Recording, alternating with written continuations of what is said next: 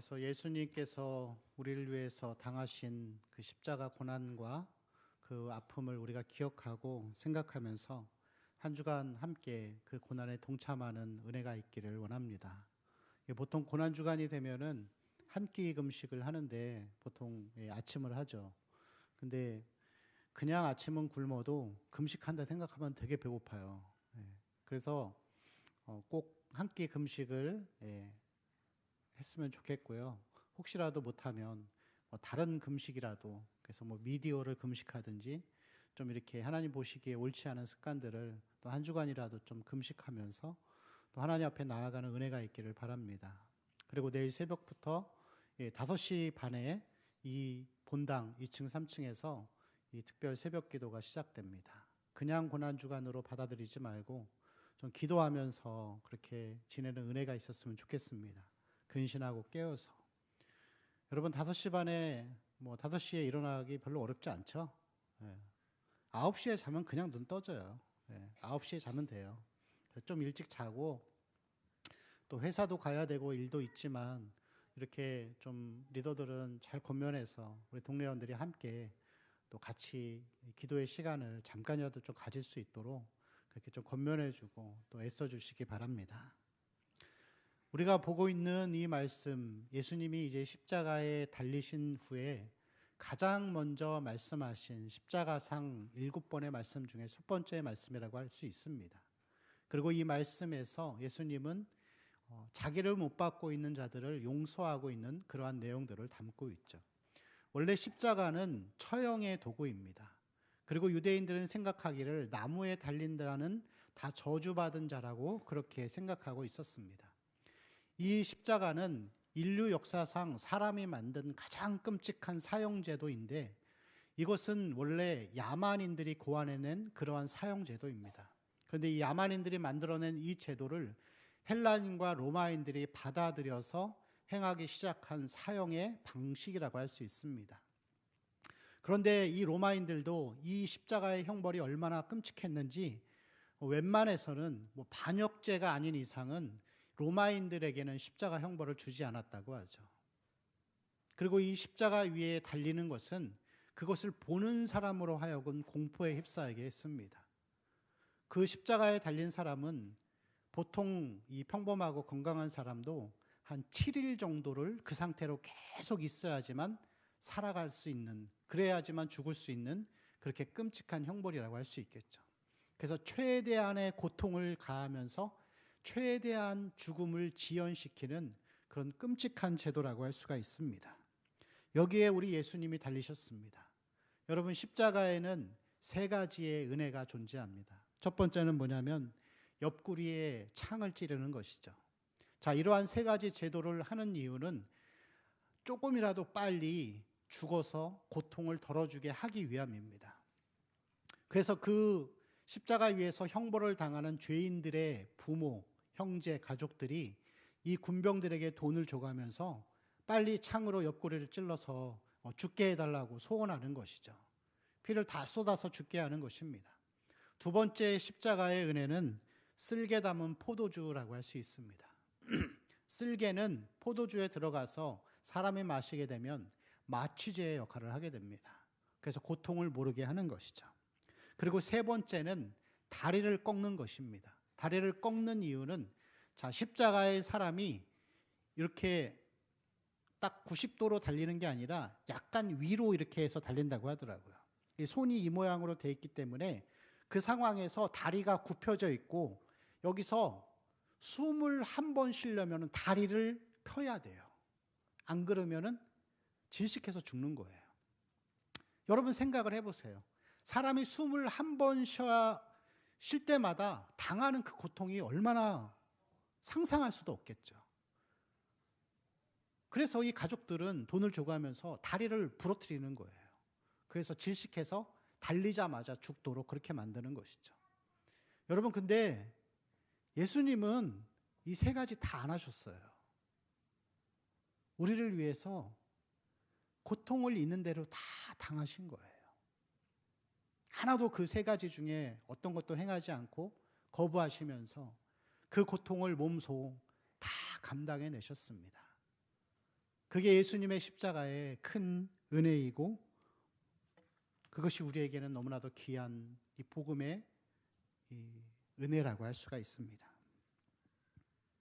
예수님이 이 땅에 오신 목적은 단 한 가지, 죽으시기 위해 오신 것이죠. 마가복음 8장 29절부터 31절까지의 말씀을 보면은 우리 같이 읽을까요? 시작. 또 물으시되 너희는 나를 누구라 하느냐? 베드로가 대답하여 이르되 아무에게도 경고하시고 인자가 많은 고난을 받고 장로들과 대제사장들과 서기관들에게 버림받아 죽임을 당하고 사흘 만에 살아나야 할 것을 비로소 그들에게 가르치시되. 아멘. 자, 30절에 보면은 그들에게 아무에게도 말하지 말라 경고하신 이유는 메시아라고 얘기했을 때 사람들이 예수님을 오해해서 예수님을 정치적이고 물리적이고 이 로마인들로부터 자기들을 해방시켜줄 그런 왕으로 생각할까 봐 말하지 말란 것이죠. 그러면서 이 31절에 보면은 인자가 많은 고난을 받고 그 후에 이 버림받아 죽음을 당한다, 그렇게 기록되어 있습니다. 다시 말하면 예수님이 이 땅에 오신 목적은 메시아로서 우리의 어려움을 해결해 주기 위해서 오신 분이 아니라 죽으시기 위해 오신 것이죠. 죽으시기 위해 오신 것입니다. 자, 32절부터 34절까지의 말씀에도 그렇게 기록되어 있습니다. 우리 같이 읽을까요? 시작. 드러내놓고 이 말씀을 하시니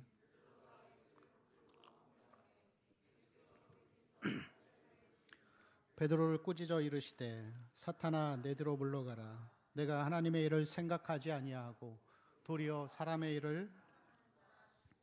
무리와 제자들을 불러 이르시되 누구든지 나를 따라오려거든 자기를 부인하고 자기 십자가를 지고 나를 따를 것이니라. 아멘. 자, 예수님이 죽는다고 했을 때 베드로가 말렸습니다. 당연한 행동이죠. 그러나 거기에 대해서 예수님이 뭐라 그러시죠? 사탄아 내 뒤로 물러가라. 하나님의 일을 생각하지 아니하고 도리어 사람의 일을 생각하는도다 하면서 예수님이 오신 목적을 거듭 나는 죽기 위해 왔다. 그리고 나는 죽기 위해 왔고 나의 죽음을 통하여서 구원받은 우리들은 동일하게 십자가를 지고 자기를 부인하고 예수를 따라올 것을 우리에게 말씀하고 있습니다. 마가복음 9장 31절 말씀 보면은 또 마찬가지로 기록되어 있습니다. 같이 읽을까요? 이는 제자들을 가르치시며 또 인자가 사람들의 손에 넘겨져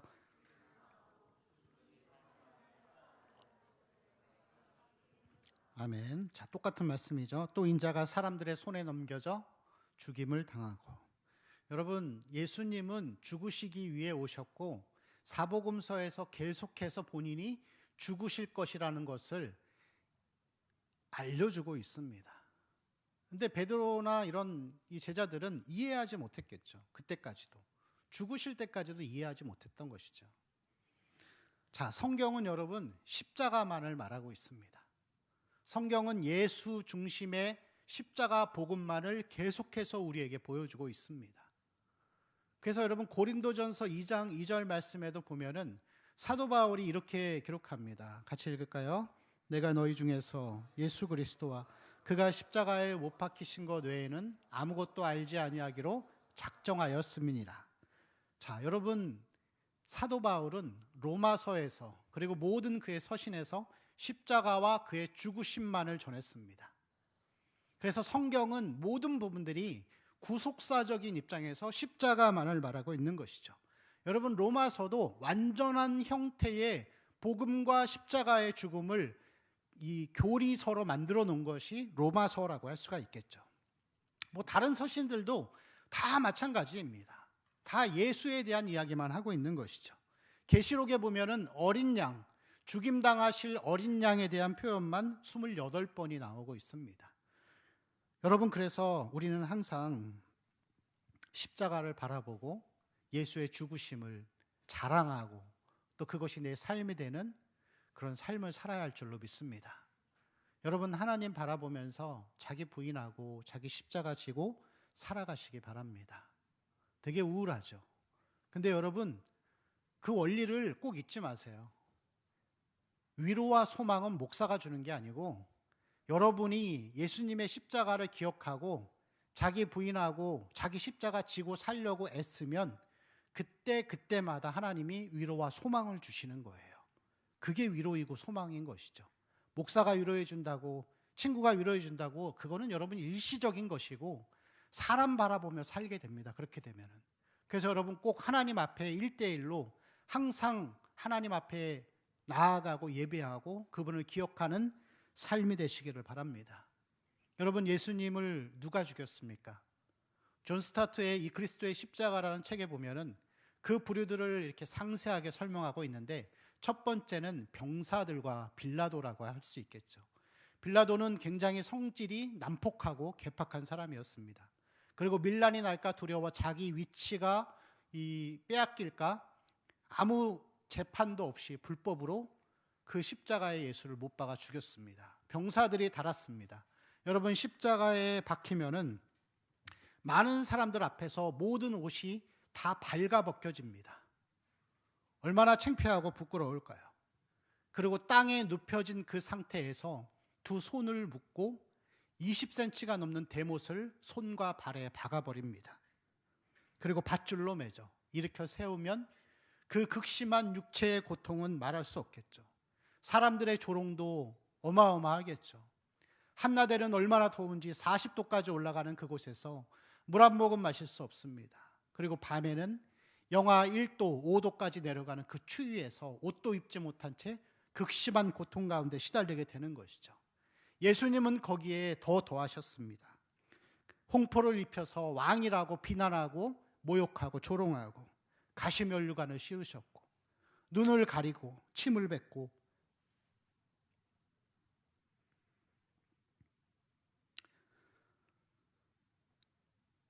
사람들이 조롱하면서 예수님의 뺨을 때리고 머리를 쳤습니다. 유대인의 왕이라면 내가 알아서 내려와 봐라. 자, 두 번째 예수님을 죽인 사람들은 유대 민족과 제사장들입니다. 예수님을 빌라도에게 넘겨줬는데 이 유대 제사장들과 지도자들이 예수님을 못 박아 죽인 이유는 그거죠. 정규적인 랍비 교육도 받지 않은 놈이 와가지고 새파랗게 젊은 놈이 사람들의 인기를 얻는 거예요. 그리고 자기들을 가리켜서 저주를 퍼붓는 거예요. 이 회칠한 무덤들아, 이 독사의 자식들아. 그래서 결국에는 유대인들이, 제사장들, 바리새인 서기관들이 예수를 못 박았는데 그들의 이 죽인 그 이유는 그들의 마음속에 있는 시기와 질투라고 할 수 있습니다. 누가 또 예수를 죽였습니까? 세 번째는 가룟 유다입니다. 예수님 옆에서 같이 동고동락했던 그 제자가 배반해서 예수님을 팔아넘겼죠. 그 이유는 마음속에 있는 돈에 대한 탐욕 때문에 죽인 것입니다. 그리고 이러한 빌라도, 유다, 백성들, 제사장, 병사들, 가룟 유다가 예수를 죽일 때마다 넘겨주다, 배신하다라고 하는 똑같은 단어를 사용하고 있습니다. 여러분, 우리가 그리스도 예수에서 멀어질 때마다 우리는 유다의 탐심과 같이 나의 욕심과 나의 시기와 질투 때문에 예수를 못 박는 자가 될 수 있습니다. 여러분, 어느 입장에 서시겠습니까? 여러분, 특별히 그렇지만 예수를 누가 죽였는가 했을 때 예수님은 스스로 죽으신 것입니다. 그 사명을 감당하기 위해서 오신 것이죠. 자, 사도행전 2장 23절 말씀을 보면은 함께 읽겠습니다. 그가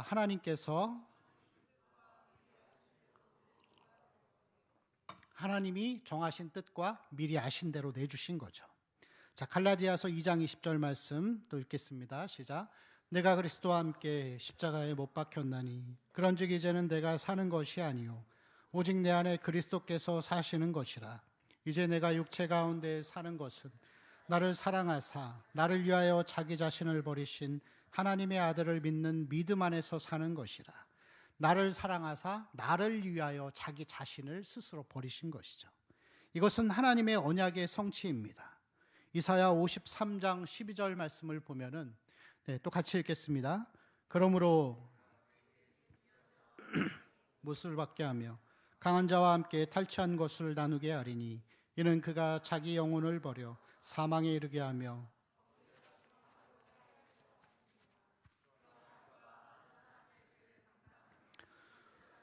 기도하였느니라. 자, 시편 22편 18절에도 이런 말씀이 있죠. 같이 읽을까요?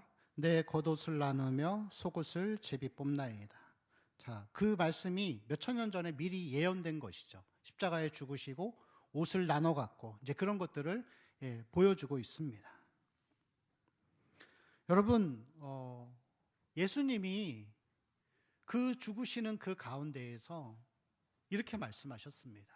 우리 본문 말씀을 한 번 더 같이 읽어볼까요? 시작. 이에 예수께서 이르시되 아버지 저들을 사하여 주옵소서. 자기들이 하는 것을 알지 못함이니이다 하시더라. 그들이 그의 옷을 나눠 제비 뽑을세. 아멘. 자, 저들을 사하여 주옵소서. 자기들이 하는 것을 알지 못함이니이다. 자, 예수님은 십자가에 스스로 달려 죽으셨고 그것을 통하여서 언약을 성취하시고 죄를 사하시고 구원의 길을 여셨습니다. 그리고 그 입장에서 자기를 못 박은 사람들을 볼 때 용서하고 불쌍히 여겼죠. 어떻게 그럴 수 있었을까요? 누가복음 19장 41절에서 44절 말씀 우리 같이 읽을까요? 시작. 가까이 오사 성을 보시고 우시며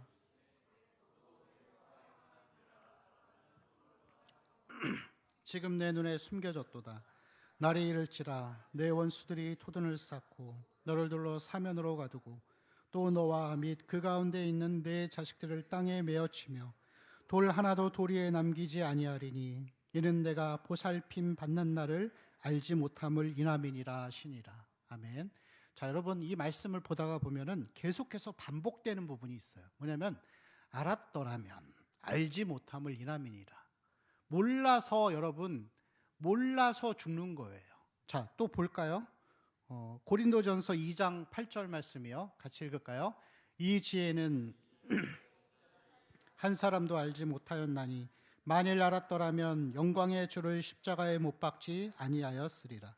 자, 한 사람도 알지 못하였나니 만일 어떻게 했다면요? 알았더라면 영광의 주를 십자가에 못 박지 아니하였으리라.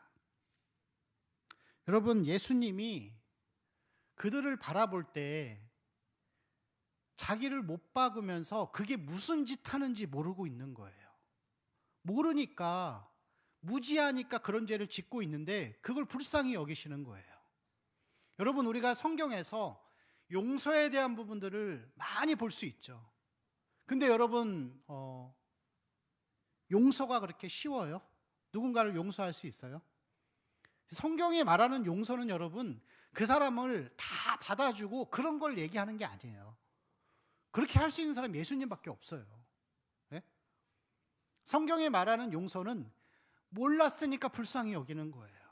몰랐으니까. 여러분 불신자들 보세요. 다 자기 목적을 위해 살잖아요. 여러분 가족들 중에 보세요. 예수 믿으세요, 교회 나오세요 얘기해도 말 같지도 안 듣잖아요. 근데 왜 그러겠어요? 하나님이 그들의 마음 가운데 빛을 비춰주지 않은 거예요. 영적인 지식들은 하나님이 비춰줘야만이 알 수 있는 거예요. 그래서 여러분 이 복음을 전하고 가족들한테 예수 믿으라고 할 때 여러분 조롱하고 예수 안 믿어도 미워하지 마세요. 몰라서 그러는 거예요. 그럼 우리는 여러분 우리가 알고 싶어서 알았어요? 예수가 나의 구원자이고 십자가가 믿어지고 천국이 믿어지는 게 내가 믿고 싶어서 믿은 거예요? 그런 거 아니죠. 하나님이 나에게 죄인이고 지옥을 향해 가고 있는 나에게 오셔서 비춰주셔서 안 거예요. 그래서 우리는 그들을 불쌍히 여겨야 되는 것이죠. 자, 고린도전서 2장 그 고린도전서 밑에 2장 10절부터 12절 말씀을 보면 이런 말씀이 있습니다. 같이 읽을까요? 시작. 오직 하나님이 모든 것 곧 하나님의 깊은 것까지도 통달하시느니라. 사람의 일을 사람의 속에 있는 영 외에 누가 알리요? 이와 같이 하나님의 일도 하나님의 영 외에는 아무도 알지 못하느니라. 우리가 세상의 영을 받지 아니하고 오직 하나님으로부터 온 영을 받았으니 이는 우리로 하여금 하나님께서 우리에게 은혜로 주신 것들을 알게 하려 하심이니라. 자, 하나님의 영 외에는 아무도 알지 못하는 거예요. 몰라서 여러분 죄를 지었기 때문에 불쌍히 여기는 것이라고 할 수 있겠죠. 그래서 여러분 예수님이 세리나 창녀 같은 사람들 보면은 불쌍히 여기시잖아요. 그들은 몰라서 그냥 죄를 짓고 산 거예요. 그게 여러분 불쌍히 여기는 마음이고 그게 용서하는 마음이라고 할 수 있습니다. 제가 어렸을 적에 저희 아버지가 집에 들어오시면은 밤새도록 술이 만취가 돼가지고 저희 어머니를 두드러 패고 또 저와 형도 맨날 두드러 패고 TV도 맨날 깨트리고 그렇게 사셨습니다.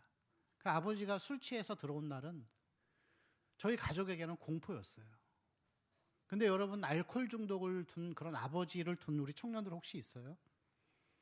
그 고통이 얼마나 큰지 여러분 알 거예요. 이 신문에서 뉴스 기사에서 아들이 폭력적인 아버지 죽였다 하는 거 여러분 저는 그거 다 이해돼요. 오죽하면 그랬을까. 했던 얘기 또 하시고 했던 얘기 또 하시고 또 술 한잔 드시고 또 했던 얘기 또 하시고 또 하시고.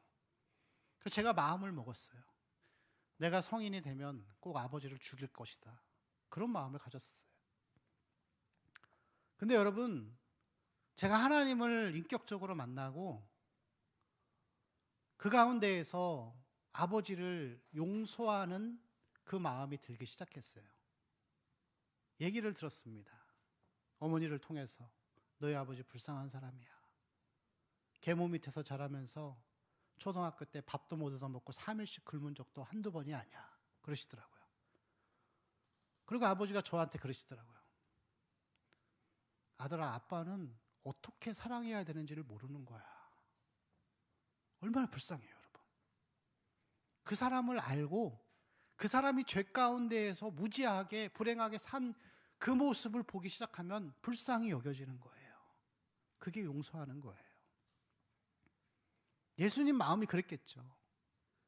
자기들의 유익을 가지고서 예수를 그냥 메시아 정치적인 왕으로 생각하는 그 사람을 볼 때 배신자로 느껴졌겠죠. 우리 다 살려줄 줄 알았더니 결국엔 십자가에 달려 죽고 마는구나. 그 의지하던 마음이 변하여서 배신의 마음으로 변했겠죠. 그래서 그런 마음으로 예수님을 죽인 것이라고 할 수 있습니다. 그들을 바라보고 있는 예수님의 마음은 미움과 증오보다는 불쌍히 여기는 마음이었겠죠. 여러분 몰라서 그렇기 때문에 불쌍히 여겨야 돼요. 여러분 부모를 용서하지 못하거나 혹은 누군가에 대한 미움이 있다면 그 사람이 그럴 수밖에 없는 것이 죄 가운데 살고 하나님을 모르고 복음을 잘 모르기 때문에 그럴 수밖에 없구나 하는 불쌍한 마음을 가져야 하는 것입니다. 그게 그리스도인의 모습이죠. 그게 용서하는 마음입니다. 여러분 꼭 그렇게 사시기 바랍니다. 우리 35절 말씀 본문에서 그 다음 절 말씀 우리 같이 한번 읽어볼까요? 시작. 백성은 서서 구경하는데 관리들은 비웃어 이르되 그리스도이면 자신도 구원할지어다 하고. 아멘. 자, 이 말씀을 기억하고 우리 37절을 한 번 더 읽어볼게요. 37절 시작. 이르되 내가 만일 유대인의 왕이면 내가 너를 구원하라 하더라. 아멘. 자, 우리 마태복음 4장 3절 말씀 한번 띄워주세요. 같이 읽을까요? 시작. 내가 만일 하나님의 아들이거든 명하여 이 돌들로 떡덩이가 되게 하라. 여러분 이 세 구절 말씀에서 동일하게 반복되는 부분이 뭐죠? 내가 만일 하나님의 아들이거든. 예수를 십자가에 못 박고 있는 자들은 마귀 짓을 하고 있는 거예요. 이 사람들은 자기 목적을 위해 하나님을 믿은 거예요. 예수를 못 박아 죽인 자들은 예수님을 그렇게 생각한 거죠. 메시아. 우리를 로마의 압제에서 구원해주고 먹을 것도 주시고 오병이어의 기적을 보면서 됐어. 이제 우리 가난한 거 끝났어. 그러한 자기 목적을 위해서 예수를 믿은 자들은 결국에는 예수를 핍박하는 핍박자가 되어버립니다. 그건 예수를 믿는 게 아니죠. 여러분, 반대로 예수님과 같은 마음으로 살았던 사람이 있습니다. 사도행전 7장 60절 말씀을 보면은, 자, 같이 읽을까요? 시작. 무릎을 꿇고 크게 불러 이르되 주여 이 죄를 그들에게 돌리지 마옵소서. 이 말을 하고 자니라. 아멘. 누구죠? 스데반 집사님이죠. 예수님과 똑같이 말씀하시죠. 자기 죽이는 자들을 향해서 저들의 죄를 저들에게 돌리지 마옵소서. 불쌍히 여기는 거예요. 여러분, 우리는 이 고난주간을 맞이하면서 내가 예수를 못 받고 있는 핍박자의 입장에 서 있는지, 아니면 스데반 집사님과 같이 그 그리스도의 고난에 함께 동참하고 있는 고난자의 삶을 살고 있는지 꼭 그것을 점검해 봤으면 좋겠습니다. 여러분, 내 목적을 위해서 예수 믿고 있습니까? 사람을 바라보고 내가 가진 것들을 이루기 위해서 혹시 이 자리에 있지 않습니까? 여러분, 그것은 예수를 못 박아 죽인 자들과 같은 핍박자의 모습일 수밖에 없는 것이죠. 예수님, 주님 앞에 나왔으니까 내 소원 이루어 주세요. 그렇게 사는 것은, 믿는 것은 하나님을 믿는 것이 아닙니다. 복음은, 구원은, 예수를 믿는 것은 그분의 삶에 동참하고 그분의 길을 걸어가기 위해 애쓰는 것이라고 할 수 있습니다. 그 자기를 부인하고 십자가를 지고 갈 때 하나님이 우리를 불쌍히 여기실 것입니다. 그리고 우리에게 위로를 주시고 소망을 주실 것입니다. 여러분, 이 고난주간을 살아가면서 예수 그리스도, 그분이 지신 십자가, 그것을 바라보면서 내가 예수를 바르게 믿고 있는지, 내가 그 십자가를 은혜로 생각하고 감격으로 생각하며 살아가고 있는지, 우리가 그것을 알고 또 배우고 또 점검하는 귀한 은혜가 있기를 바랍니다. 우리 함께 찬양하고